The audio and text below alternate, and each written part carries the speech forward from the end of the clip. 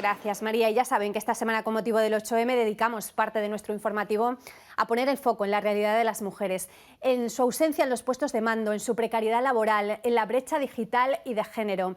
Y hoy nos fijamos en la carga mental, en esa mochila de culpa que cargamos todas las mujeres sobre nuestra espalda, lo que hemos llamado el síndrome de la superwoman.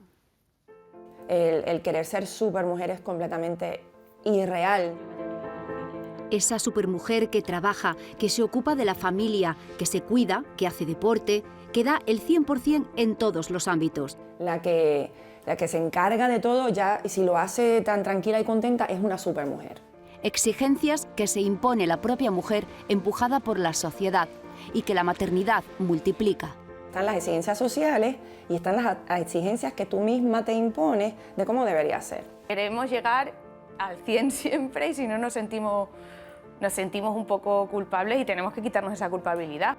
Te sientes realizada porque estás haciendo un trabajo que realmente te gusta, tienes la suerte de tener un trabajo, pero hay veces que piensas que a lo que más quieres no le estás dedicando el tiempo que necesitas.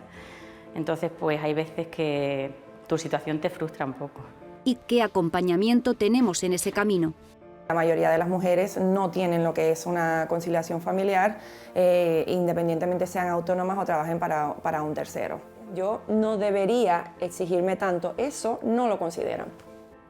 Somos personas que tenemos unos límites y necesitamos un descanso y hay momentos en los que necesitamos cuidarnos. Adaptada, que no me queda otro remedio, pero satisfecha totalmente no. Hay muchos días que paso muchos apuros. Ahora somos libres de decidir y yo diría que utilicemos esa libertad a nuestro favor, no para condenarnos, sino para favorecernos y reconocernos con mucha autocompasión de que estamos dando lo mejor que podemos hacer. Nunca me quede esa duda de que no he sido suficiente.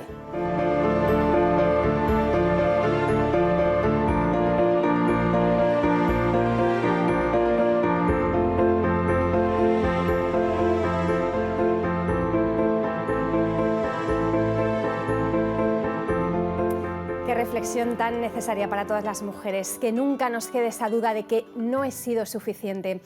¿Y cuál es la razón para tener esa sensación constante de no llegar a todo? Beatriz Muñoz, socióloga, buenos días. ¿La culpa es 100% femenina? La culpa, yo no hablaría de culpa.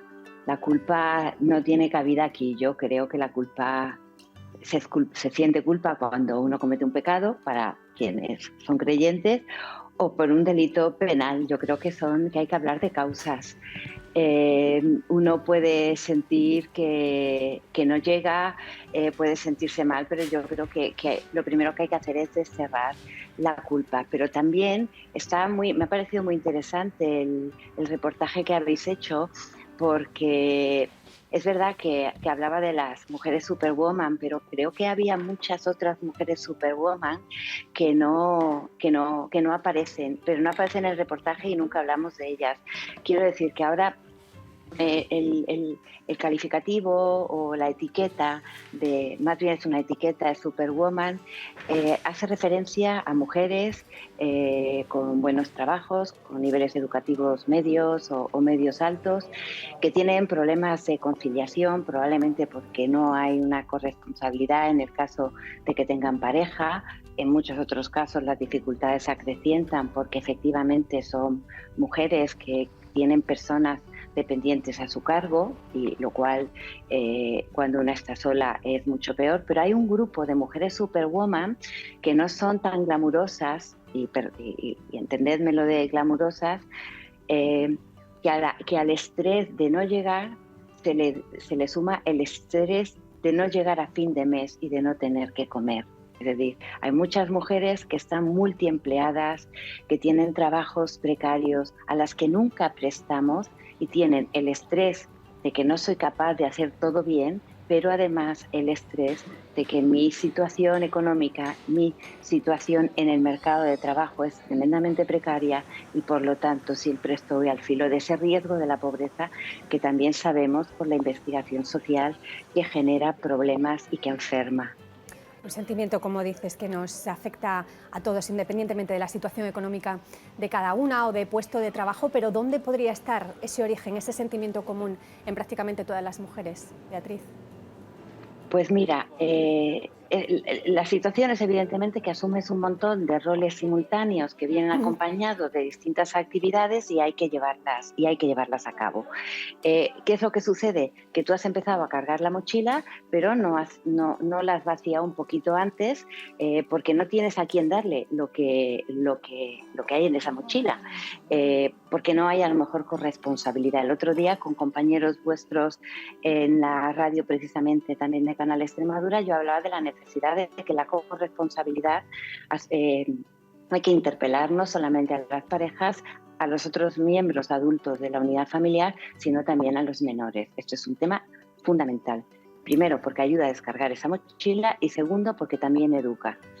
Esto es una cuestión en la que no hay duda. Luego hay una parte que tiene que ver quizá, la compañera, la psicóloga a la que habéis entrevistado, es verdad que hablaba mucho de la autoexigencia. Y yo me preguntaría, ¿dónde reside, cuáles son las causas de esa autoexigencia? Probablemente el miedo a que parecer débiles, es decir, el miedo a que nos consideren débiles, el miedo a que nuestras quejas o nuestra debilidad pueda alimentar ese estereotipo de que las mujeres son más débiles que los hombres, etcétera.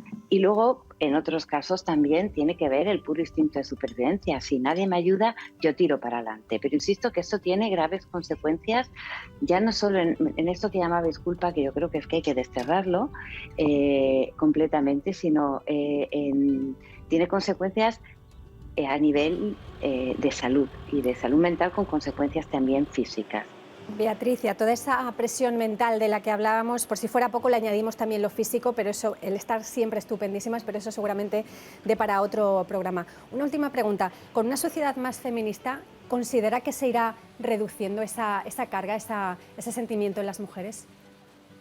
Hombre, el sentimiento, la sensación desaparece en la medida en que la realidad social se va modificando. Es decir, no es un sentimiento que no tenga una base material, por ejemplo, o no, está fundamentada perfectamente. Una sociedad más feminista significaría que hay mayores posibilidades de conciliación, la vida familiar, laboral y personal.